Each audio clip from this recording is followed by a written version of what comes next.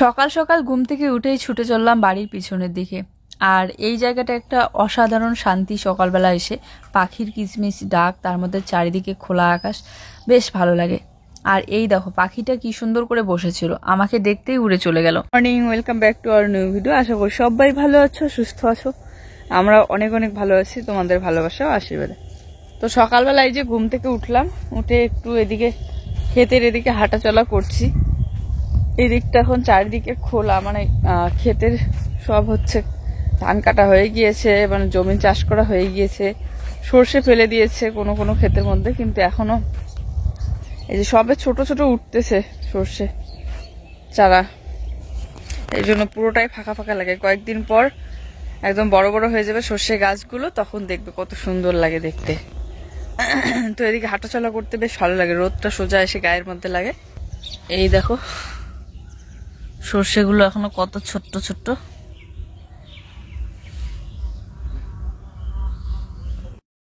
শীতকালে শাক কুড়িয়ে খেতে তো ভালো লাগে, তো এখানটায় চলে আসলাম। এখানে দেখতে পাচ্ছ কতগুলো লাপা শাক। অনেকেই হয়তো লাপা শাক চেনো, আবার চেনো না, কিন্তু লাপা শাক খেতে দারুণ লাগে। আর তার সাথে আছে অনেকগুলো পালং শাক। তো আমি লাপা শাক নেব না, আর আমাদের জন্য শাকও নিচ্ছি না, আমি শুধু জুইসোনার জন্য কয়েকটা পালং শাক নিয়ে নিচ্ছি। আর পালং শাকটা ডালিয়ার মধ্যে বা খিচুড়ির মধ্যে দিলে পরে ভালো হয়। আর তার মধ্যে গাজরও ছিল না, তো এর জন্য এদিকে হাঁটাচলা করতে করতে আসলাম, তো কয়েকটা পালং শাক তুলে নিলাম জুইসোনার জন্য। রোদ উঠেছে, কিন্তু ওই দূরে দেখো এখনো হালকা হালকা কুয়াশা পড়ছে। তো এই যে কয়েকটা পালং শাক নিয়ে নিলাম জুইসোনার জন্য, ডালিয়াতে দেওয়ার জন্য।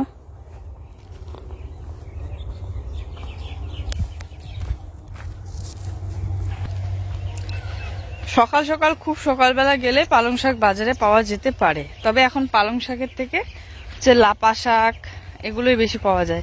কিন্তু লাপা শাকটা খেতে খুব ভালো লাগে, আর আমার তো খুব পছন্দের, কিন্তু জুইসোনার জন্য খেতে পারি না, যেহেতু আমরা খেলে ও খেতে চায়। আর কাশি ওর, লাপা শাক তো কিছুতেই খাওয়া যায় না, তার মধ্যে আমারও খুব কাশি হয় মাঝে মধ্যে, তো এই জন্য আমারও খাওয়াটা ঠিক না। তো এই জন্য কয়েকটা পালং শাক নিয়ে নিলাম ডালিয়াতে দেওয়ার জন্য। আর এখন যাচ্ছি বাড়িতে। বাড়িতে একবার কাজকর্মে লাগা মানে একটার পর একটা কাজ করতেই থাকতে হয়, পরে আর ক্ষেতের মধ্যে যাওয়া হয় না। তো তারপরে এই তো বাড়িতে এসে লেগে পড়লাম আমি আমার কাজকর্মে। সবার প্রথমে তো রান্নাঘরের এদিকটা গুছিয়ে নিচ্ছিলাম, আর ও সুকেশ থেকে কিছু একটা বের করে নিল। যাই হোক, আমি ঠিক বুঝতে পারিনি, কিন্তু এডিট করার সময় দেখলাম। তো গ্যাসের টেবিল এগুলো মুছে খুঁজে পরিষ্কার করে নিচ্ছি। আর কি বলো তো, গরমের দিন হলে তো সেই সকালবেলা ঘুম থেকে উঠেই সবার প্রথমে রান্নাঘরের এদিকে জানলা আর বিছানার ওদিকে জানালা যতক্ষণ না খুলবো ততক্ষণ ঘরটা গ্যাস বেরিয়ে যায়। আর শীতকালে দেখো তার বিপরীত, এই বেলা কিন্তু অনেকটা হয়ে যাচ্ছে, কিন্তু জানালা এখনো পর্যন্ত খোলা হচ্ছে না, কারণ ঠান্ডা ঢুকে। একটা দিদিভাই কালকের ভিডিওতে হয়তো কমেন্ট করে বলেছিল যে রান্নাঘরটা বাইরে বের করছো না কেন, এখন তো বারান্দা হয়ে গিয়েছে। আসলে আমরাও বের করতে চাচ্ছি, বের করব, কিন্তু একটু দেরি হবে। ওই আজকে বের করতে চাইলে আমার সাথে সাথে করা হয়ে গেল, এটা তো হয় না। একটু হাতে সময় নিয়ে ধীরে ধীরে কাজ করতে হয়, এতটা তাড়াহুড়ো করলে আসলে কোনো কাজই ঠিকঠাক হয় না। কারণ ওদিকটা ঘিরতে গেলে টিনের প্রয়োজন আছে, টিন নিয়ে আসতে হবে, তারপরে তো রান্নাঘরটা তৈরি হবে, তাই না? তো এমনিতে যদি গ্যাসের টেবিলটা বের করে রাখি তাহলে দেখতেও ভালো লাগবে না, আর রান্না করতেও সুবিধা পাওয়া যাবে না। আর রাত্রিবেলা রান্না করতে গেলে হাওয়া মানে ঠান্ডা লাগবে, তাই তার থেকে ঘরের ভিতরেই ঠিক আছে আপাতত। তো টিন যখন থাকবে বা নিয়ে আসবো, টিন দিয়ে একদম পুরোপুরিভাবে ঘিরে তারপরে ওখানে রান্না করব। আর এখন যখন রান্না করি তখন তো জুইসোনাকে বাইরে বের করে দিয়ে অনেকটা সাবধানে কাজকর্ম করছি। এদিকে জুইসোনার খাওয়ার টাইম হয়ে গেল, এদিকে রান্নাঘরটা গুছিয়ে নিলাম, আর গরম জল ফ্লাক্সের মধ্যে রেখে দিয়েছিলাম, তো জলটা বের করে নিচ্ছি। প্রথমে আগে একটু জল খালি পেটে খাওয়াই দেবো, তারপরে ওকে প্রোটিন পাউডারটা গুলিয়ে খাওয়ার জন্য এখানে কাপের মধ্যে জল নিয়ে নিলাম। বাইরে খেলো হন। তো এই দেখো ওকে ব্রাশ করিয়ে মুখ ধুয়ে আমি প্রোটিন পাউডার তার সাথে বিস্কিট খাওয়াই দিলাম। ধীরে ধীরে হাঁটাচলা করো। আগে ওর খাওয়ানোটা কমপ্লিট হয়ে গেল, তারপরে 10টার দিকে বানাবো ডালিয়া। এখন বাজে হচ্ছে 8:30। তো এই যে এখন মশারিটা তুলে নেবো, বিছানাটা গুছিয়ে নেবো, আর ঝাড়ু দেওয়া হয়ে গিয়েছে। তারপরে বাকি কাজ করবো, বাসনপত্র এখনো মাজা হয়নি। তো তারপরে এই যে বিছানাটা আগে গুছিয়ে নিচ্ছি, একটা একটা করে কাজ কমপ্লিট করে নিচ্ছি। আর জুইসোনাকে খাওয়ানোটা একটু কমপ্লিট হলো, তাহলে একটু চিন্তাটা কম থাকে, আর তখন ধীরে ধীরে আমি কাজগুলো কমপ্লিট করতে পারি। এদিকে আমার কাজ কমপ্লিট হইতে হইতে 10টাই বেজে যাবে, তারপরে ওর জন্য খাবারটা বানিয়ে নেব। এই যে সকালবেলা উঠে বিছানাটা তুলতে গেলেই অনেকটা সময় লেগে যায়, কারণ মশারিটা চারিদিকে কভার করে রাখি। কোনো দিন হয়তো ঠান্ডা একটু কম হয়, তারপরেও আমরা কিন্তু কভার করে রাখি, কারণ ওই মনে একটা খুসখুস থেকে যায় যদি পরে কভার করে না রাখি, যদি রাত্রিবেলা হঠাৎ করে বেশি পরিমাণে শীত পড়তে শুরু হয়। হিটারটা তো এখন আছে, কিন্তু হিটার কিন্তু সবসময় চালু করে রাখি না বা চালু করি না, কারণ একটু সময় মানে জুইসোনার ঘুমানোর একটু আগে পর্যন্ত একটু চালিয়ে রাখি, খাওয়া দাওয়ার পরটা ঠান্ডা ঠান্ডা লাগে, তারপরে তো ওই ব্ল্যাঙ্কেট উড়ে শুয়ে পড়ি, তো তখন আর চালাতে হয় না, তখন বন্ধ করে রাখি কারণ ভয় লাগে। যাই হোক, এদিকে ব্ল্যাঙ্কেট আর বেড কভারগুলো ভাঁজ করে নিলাম, আর এখন মশারিটা খুলে এক কোণায় রেখে দেব। মশারিটা শ্রাবণী আন্টি পাঠিয়ে দিয়েছিল কয়েকদিন আগে। মশারিটা বেশ ভালো আর খুব সুন্দর, একদম লাইলন, খুব ভালো, কারণ লাইলনটাই অনেক দিন পর্যন্ত টিকে থাকে। আর সুতি যে কটন যে হয় ওটা হচ্ছে তাড়াতাড়ি ফুটো ফুটো হয়ে যায়। আমি আগে কটনটা নিতাম, এর জন্য খুব তাড়াতাড়ি নষ্ট হয়ে যেত, কিন্তু এই মশারিটা খুব ভালো।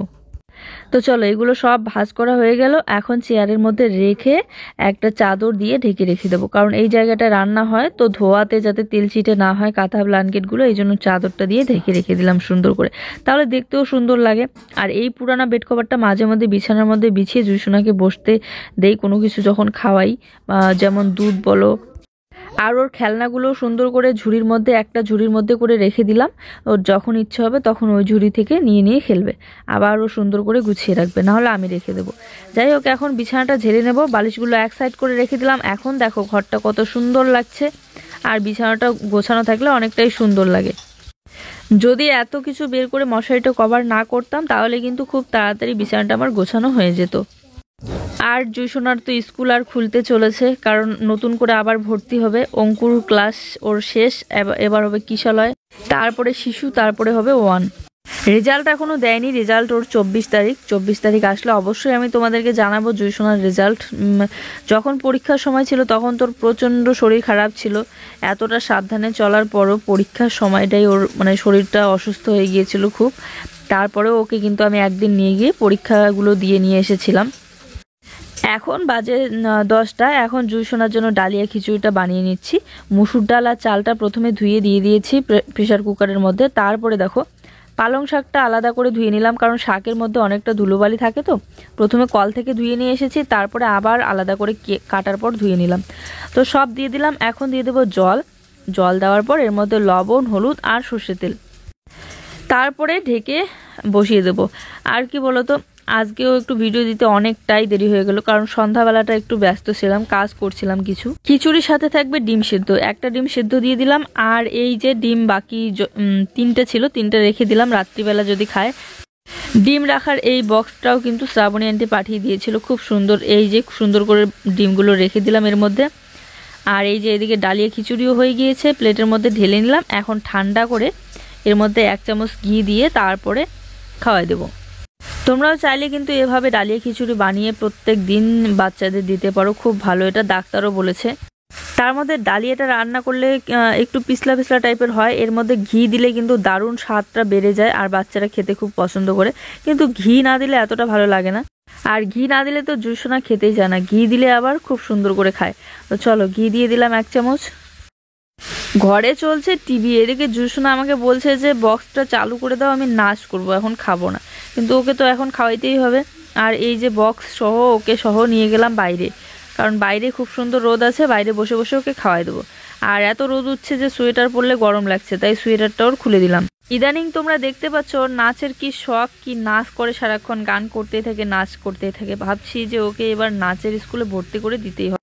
আগের বছরই দিতে চেয়েছিলাম, কিন্তু আগের বছর দেওয়া হয়নি, এবছর দেবো। চলো, বক্স চালু করে দিয়ে এখন নাচ করতেছে। কাছে কি থাই মাবা চাঁদ কি শিক্ষা। তো ভাবলাম খিচুড়িটা ঠান্ডা হইতে হইতে ততক্ষণ নাচ করতেছে করুক, তাহলে একটু শরীরটা ক্লান্ত হয়ে যাবে। তো এখন 12টা বাজে, জুইসোনাকে স্নান করিয়ে দেবো। তার আগে কতগুলো জামা কাপড় ছিল সেগুলো ধুয়ে দিলাম। জুইসোনাকে স্নান করে দিয়ে আমি ওদিকে স্নানটা সেরে নেবো, আর তার আগে একটু খাওয়া দাওয়া করে নেবো। প্রচন্ড খিদে পেয়ে গিয়েছে, এদিকে ও খেতে বসে পড়েছে। মাংস, শাক, মূলো ভাজা।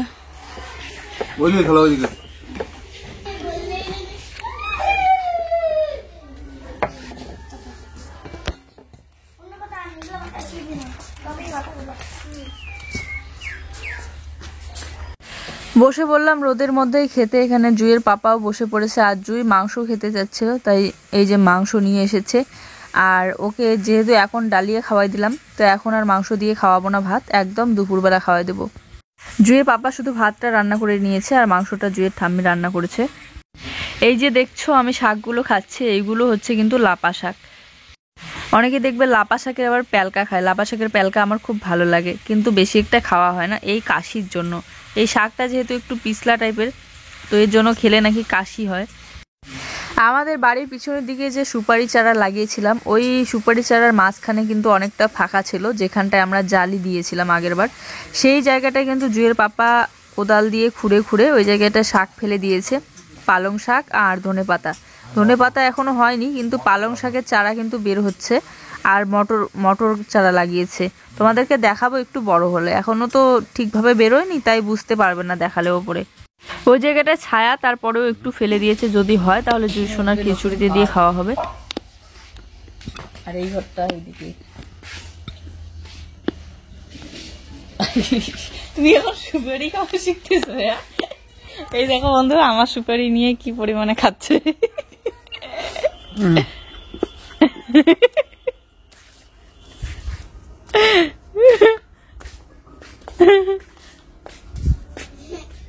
গুড ইভিনিং বন্ধুরা, এই যে একটু হাঁটাচলা করে আসলাম, আর ওইদিকে ভিডিওটা আপলোড দিয়ে আসলাম। ভিডিওটা আপলোড দিতে আজকেও দেরি হয়ে গেল, তবুও এই কয়দিনের থেকে আজকে একটু আগে মানে সন্ধ্যা লাগতে ভিডিওটা দিয়ে দিলাম। আর এখন বাড়িতে এসে জুইশোনার জন্য দুধটা জাল দিয়ে নিলাম। এখন ওকে দুধটা ঠান্ডা করে বিস্কিট দিয়ে খাওয়াই দেবো।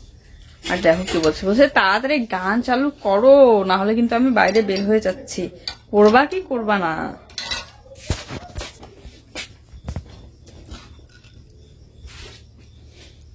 হ্যাঁ পড়বা তো, এরকম করে উঠো উঠো বলছি, দিচ্ছি কাট। দুধটা ছিল প্রচন্ড গরম, আর ভেবেছিলাম বিস্কিট দিয়ে চুবিয়ে চুবিয়ে খাওয়াই দেবো, কিন্তু ও বলছে যে মুড়ি বিস্কিট দুধ একসাথে খাবে, তাই তারপরে ওকে মুড়ি বিস্কিট দিয়ে ভিজিয়ে খাওয়াই দিয়েছিলাম। পুরো ঘরের মধ্যে যেদিকে তাকাবে সেদিকেই শুধু জুইশোনার ঔষধ দেখতে পারবে।